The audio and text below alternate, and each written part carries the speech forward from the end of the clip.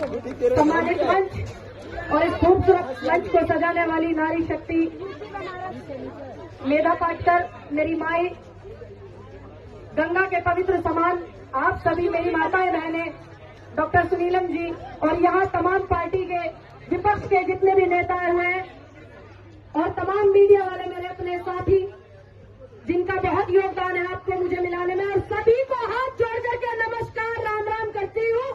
और आज के दिन गांधी जी का शहादत दिवस है, मैं उनको भी सर झुका करके नमन करती हूँ। किसान आंदोलन में जितने मेरे भाई शहीद हुए मैं उनको भी नमन करती हूँ। मेरे पत्रकार साथी यहाँ खड़े हुए हैं, इनको खुशी मिलेगी एक शब्द बोलने से, तो मैं आपके इस शब्द का भी सम्मान करते हुए जय भीम बोलती हूँ। वो बोल रहे हैं कि जय भीम बोल दीजिए। मुझे अच्छा लगता है कि मेरे कुछ बोलने से अगर आपको सम्मान मिलता है, खुशी होती है, तो मुझे वो शब्द बोलने में कोई आपत्ति नहीं है, बशर्ते शब्द कितने सुंदर है, कितने अच्छे हैं, ये बात जरूरी है। तो मैं इस सम्मान को आपको देती हूँ, सौंपती हूँ।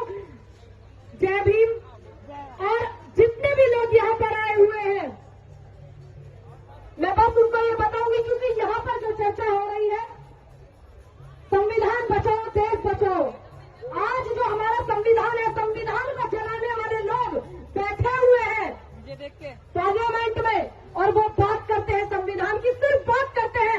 जब इनकम टैक्स, ईडी, ये सारी संस्थाएं राष्ट्रीयकरण देश के हित में हुआ था, राज्य निजीकरण कर रहे हैं, तो कहाँ बचा है संविधान? और ये बात करते हैं संविधान की।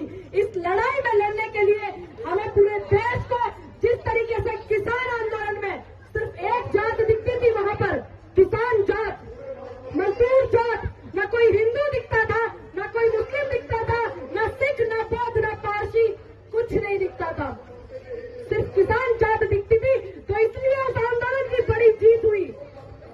और मैं कुछ भटके हुए लोगों को यह भी कहना चाहूंगी कि जो लोग इस बात पे भटके हुए हैं ना कि हिंदू राष्ट्र बनेगा, भारत हिंदू राष्ट्र बनेगा, भारत के संविधान में साफ साफ लिखा हुआ है कि भारत एक धर्मनिरपेक्ष देश है। लिखा है कि नहीं लिखा है? आप पत्रकार साथी है, ठीक, शास्त्री जी ने कहा भी है। तो हम संविधान का सम्मान करते हैं। तो अभी भाई मुझसे सवाल कर रहे थे कि आप इस बात का समर्थन करेंगी कि नहीं। मैं संविधान का समर्थन करती हूँ, संविधान की बात का मैं समर्थन करती हूँ। तो मुझे उम्मीद है कि आपको मेरा जवाब मिल गया होगा। और दूसरी बात, यहाँ पर विपक्ष को इकट्ठा जो किया गया है वो किस लिए किया गया है? अगर जनता की आवाज उठाने के लिए विपक्ष नहीं होगा, मेधा पाटकर ताई जैसी नहीं होगी, डॉक्टर सुनीलम जैसे लोग नहीं होंगे, हम जैसे लोग नहीं होंगे, तो फिर जनता की आवाज कौन उठाएगा? कोई नहीं उठाएगा। क्योंकि आजकल विपक्ष में ही अपने अंदर ही अंदर तानाशाही कुछ चल रहा है सिस्टम में ही। तो मैं बस उनको यही कहना चाहूंगी कि आज देश में जो भी इस अहंकारी सरकार को हटाने का काम करेगा, हम सबको उसके साथ खड़ा रहना होगा। हमारी मजबूती ही यही है कि जो सरकार को हटाने का काम करेंगे, मैं बिल्कुल साफ खुले मंच से कहूंगी इस बात को कि हाँ, मैंने मेहनत की उत्तर प्रदेश में भी सरकार के खिलाफ, पुलिस की नीतियों के खिलाफ, और आने वाले समय में चुनाव है, सबसे पहले मैं इस देश की जनता के साथ सामने हूँ और उसके साथ हूँ। बाद में मैं किसी पार्टी, किसी संगठन, किसी जात, किसी समाज से हूँ, सबसे पहले मैं जनता के साथ में हूँ। और यहाँ पर विपक्ष को इकट्ठा किया गया, मैं तमाम सभी लीडर बैठे हुए पार्टी के, मेरा उनसे भी निवेदन है कि आप जो है तय करते हैं हर चीजें, ये भी आपको ही तय करना है कि हम लोग एक होकर के कैसे इनके खिलाफ लड़े। क्योंकि अगर आप अलग बढ़ जाएंगे, ये अलग बढ़ जाएंगे, वो अलग बढ़ जाएंगे, तो नहीं लड़ पाएंगे ताना चाहते, ये सबको पता है। सभी विपक्ष को इकट्ठा करना, उनकी जो आज काम किया है मेधा पाटकर जी ने, मैं उनका धन्यवाद करती हूँ कि एक आईना दिखाने का काम विपक्ष को भी किया उन्होंने कि आप अपनी लड़ाई में लगे हुए हैं।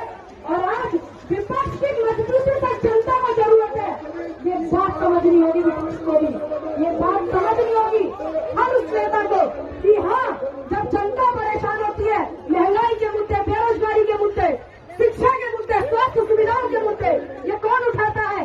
कौन उठाता है? विपक्ष उठाता है ना। लेकिन जब जनता को तमाम विपक्ष की जरूरत होती है, तो एक विपक्ष कहीं भाग जाता है, एक कहीं भाग जाता है कि नहीं नहीं, उसमें उस पार्टी का भी नेता है, मैं नहीं जाऊंगा। ये गलत है। अगर जनता को विपक्ष की जरूरत है तो एकजुट होकर के आना पड़ेगा, चाहे वो किसान आंदोलन हो, चाहे वो बेरोजगारी का होने वाला आंदोलन।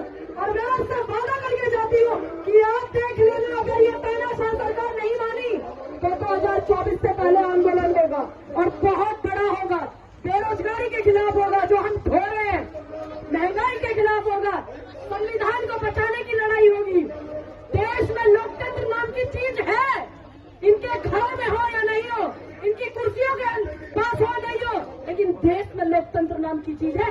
अगर हमें ये इनको बताना होगा तो इनको फिर इसी तरीके से झुकाना होगा जैसे किसान आंदोलन में झुकाया था। और मैं इस मंच से एक बात और कहना चाहूंगी, किसान आंदोलन उत्तर प्रदेश के चुनाव में स्थगित कर दिया था।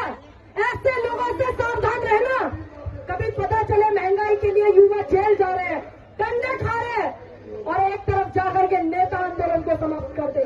इस बहकावे में आपको नहीं आना है। अगर कोई भी आंदोलन होगा, जनता का हित है तो आंदोलन जरूर होगा, क्योंकि जनता चाहती है, परेशान लोग चाहते हैं।